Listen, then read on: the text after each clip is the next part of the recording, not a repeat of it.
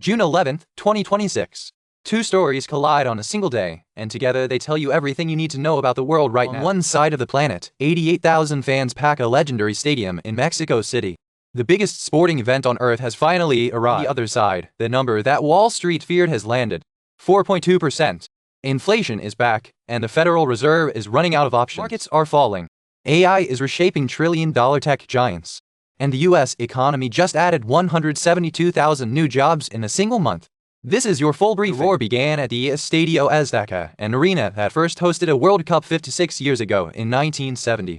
Today it came alive again. Mexico faced South Africa in the official opening match of the 2026 FIFA World Cup, the first edition ever hosted across 3 nations simultaneously. United States, Mexico, and Canada are co-hosting 104 total matches across 16 cities, welcoming 48 competing nations. North America has never hosted anything at this scale. Total economic impact from just the U.S. portion alone is estimated at over $11 billion. 16 host cities stretch from Vancouver and Seattle in the west to Boston, Philadelphia, and Miami in the east. The Central Corridor runs through Dallas, Houston, and Kansas City. 4 to 5 matches on American soil. The World Cup final, scheduled for July 19, will be held at MetLife Stadium in East Rutherford, New Jersey. Demand has been extraordinary. Average resale prices on secondary markets exceeded $2,000 per ticket, even for group stage matches. The U.S. Labor Department noted something striking. World Cup preparations contributed an estimated 30,000 jobs to last month's employment report. But the tournament's significance goes beyond economics. This is a tri-nation handshake during a period of global fracture, a rare moment where 3 neighbors host the world together. The Republic took on Czechia later tonight in Guadalajara. The group stage runs through June 26. Expect the storylines to multiply. Then came the number that sent markets into a tailspin. The May Consumer Price Index rose 4.2% annually, the hottest inflation reading since April 2020. To put that in context, the Federal Reserve's target is 2%. The gap between where inflation is and where the Fed wants it has just blown out to its widest point in 3 years. Energy prices did the heavy lifting. They surged 23.5% over the past 12 months, single-handedly accounting for more than 60% of all inflation in May. On a monthly basis, prices climbed 0.5% in May. Core inflation, stripping out food and energy, rose a more contained 0.2%. The problem is almost entirely fuel. Markets responded brutally. The Dow Jones Industrial Average plunged 953 points, closing below 50,000 for the first time in weeks at 49,918. The Nasdaq fell nearly 2% to 25,169. The S&P 500 lost 1.6%, closing at 7,266. Industrials fell over 3%. Technology and materials both dropped over 2%. The inflation print hit every sector. Federal Reserve meets June 17. According to CME Fed Watch, there is a 96.3% chance they hold rates steady at 3.5 to 3.75%. But here is what has changed dramatically. The market is now pricing in rate hikes, not cuts, for the fall. That is a full reversal from expectations just 3 months ago. Fed Chair Jerome Powell faces a brutal dilemma. Raise rates to fight inflation and risk slowing an already strained economy. Or hold steady and watch price expectations drift dangerously higher. Energy-driven inflation is particularly insidious. It shows up in the price of everything: food, shipping, manufacturing, and every single drive. President Trump offered an unusual take. He told reporters, and I quote, "I love the inflation because we're taking out Iranian oil." An extraordinary statement during a period of real economic strain. Meanwhile, in Cupertino, Apple held its Worldwide Developers Conference, and the announcement that stunned Silicon Valley had nothing to do with a new iPhone. Apple has completely rebuilt Siri from the ground up. The new assistant, called Siri AI, has full on-screen awareness, reading what you're looking at in real time. The real bombshell was the partner Apple chose to power it, Google. Apple licensed a custom 1.2 trillion parameter Gemini model from its longtime rival. Reported price tag? $1 billion per year. Apple, the world's most valuable company, is paying Google $1 billion annually for AI capabilities it couldn't build fast enough on its own. That deal makes the Apple-Google dynamic uniquely complex. They compete for smartphone dominance, App Store revenue, and cloud services. And now they're deeply financially entangled in AI. New Siri can handle tasks your old assistant never could. Add flight details from a text message directly to your calendar without any copy-pasting. Pull context from mail, messages, and your calendar simultaneously. For the first time ever, Siri gets its own standalone app, letting users type or talk in a continuous conversation thread like ChatGPT or Gemini's own interface. iOS 27 arrives this fall, supporting every device back to the iPhone 11. App launches will be up to 30% faster. No devices cut from the upgrade. macOS 27 is dubbed Golden Gate. The full Apple Intelligence Suite spans iPad OS, Watch OS, TV OS, and Vision OS. Cross-app context awareness is now threaded through everything. New features include AI-powered reply suggestions in Messages, a phone app that can pull context from other apps mid-call, and one-tap password updating with AI verification. Wall Street was skeptical.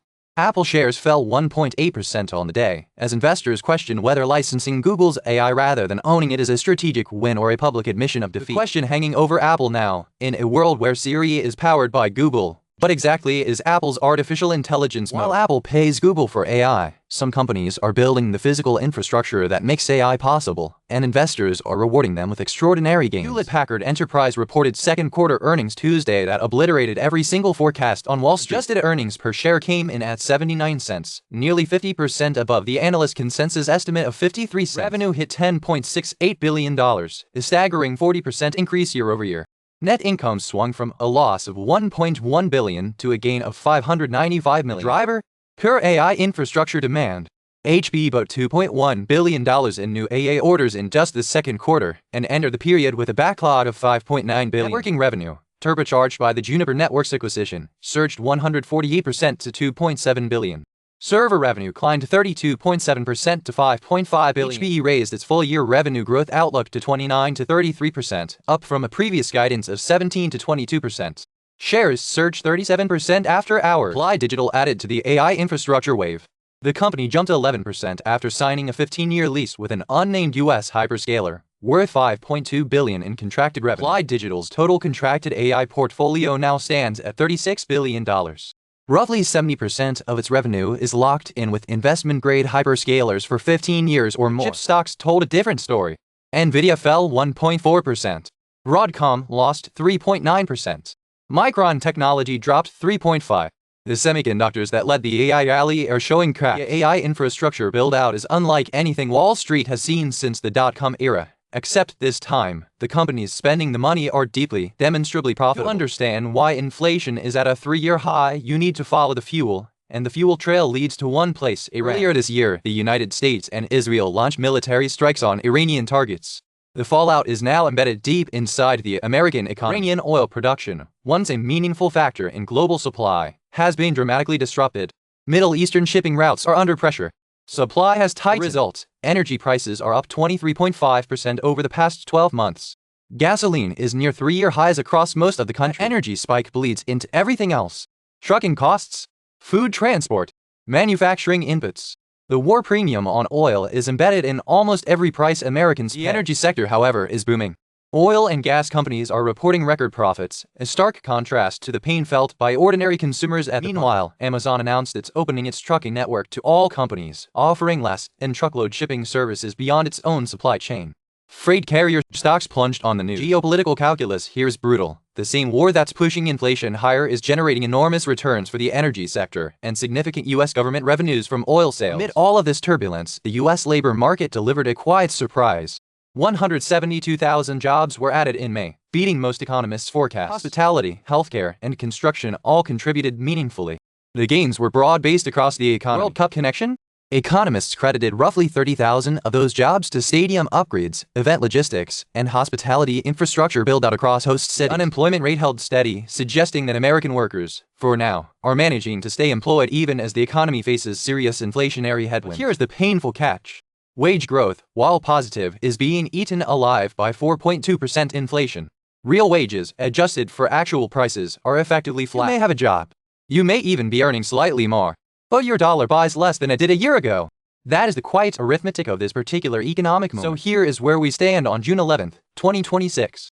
The world's greatest sporting event opened today with a roar that echoed across 3 countries. Inflation is running at 4.2%, the hottest in 3 years, driven by an energy price shock tied directly to the ongoing conflict with Iran. Apple, the world's most valuable company, is now paying its oldest rival $1 billion a year for artificial intelligence it couldn't build fast enough on its own. Hewlett-Packard Enterprise just reported a 40% revenue surge, a signal that the race to build AI infrastructure is accelerating faster than almost anyone predicted. Fed meets next week. The second half of 2026 is going to be anything but calm. Stay tuned and stay informed. We'll be back tomorrow.